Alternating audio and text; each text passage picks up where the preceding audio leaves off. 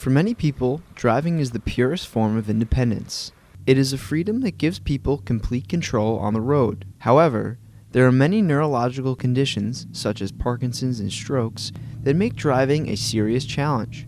Driving rehabilitation centers all across the local Connecticut area have been sending their patients that face these issues right here to Sacred Heart, as the occupational therapy program houses a Drive Safety R600 driving simulator. It's almost like a big video game.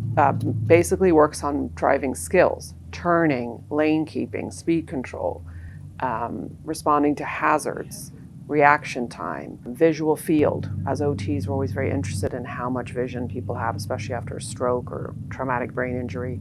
So we'll look at how their visual field is. You'll encounter various obstacles that you will need to avoid. When you avoid obstacles, move in a timely, smooth manner. Along with the help of graduate students such as Sam and Megan, Dr. Sheila Schlegel has been conducting a study on what effect this simulator has on cognitive functions in her patients. Depending on the patient, we kind of take them through like the lowest level on the assessment to like the highest level. Initially with like trying to just like being able to turn the wheel left and right, use the brakes and the gas and everything like that. And so it kind of just starts with some basic level driving skills to like being able to turn and at a right, like at a red light and like stop signs, going through cones, traffic situations. This recent study started at the end of 2021 is doing specific tests before when we first meet them, and then doing 8 weeks, 8 hours of in the simulator training, and then the post-testing, the same tests again to see if there's been any improvement.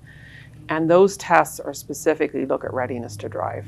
The research project is really looking at, do people improve in their readiness to drive after 8 weeks of sessions here in the simulator. The study is also utilized for younger adults as well, including 20-year-old Audra, who not only has dealt with physical and mental disabilities, but also was in a car accident 2 years ago that has kept her off the road since. So I was in a major car accident like 2 years ago, and I haven't driven since. And I've met like with an eye doctor out in Westport, and she told me about this simulator and said that she thinks it would be a really good thing to do to help with like processing issues and get me back into driving. I think like the lanes, I think that since like seeing cars come up next to me in lanes was definitely like good with reaction time. So then when I went out on the road, I was a little bit more used to it. I think my confidence, like I think that like being behind a wheel and realizing like I am okay, I'm in control and I can do this without freaking out and thinking I'm gonna get hit by a car. For graduate students in the occupational therapy program, this is an opportunity to interact with patients of a wide age range and learn the ins and outs of the field. I was really excited when I got placed here because I thought it was like the coolest thing ever.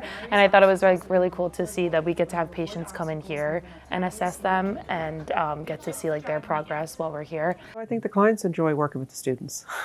It's a breath of fresh air for them. There's always new ideas. They get the interaction. So I think it's very beneficial. I don't know anybody else that has like a driving simulator built into their program. The study sessions will continue until the summer, with the hope of not only giving more confidence to get back on the road, but also to give back patients the most valuable asset of all, their freedom.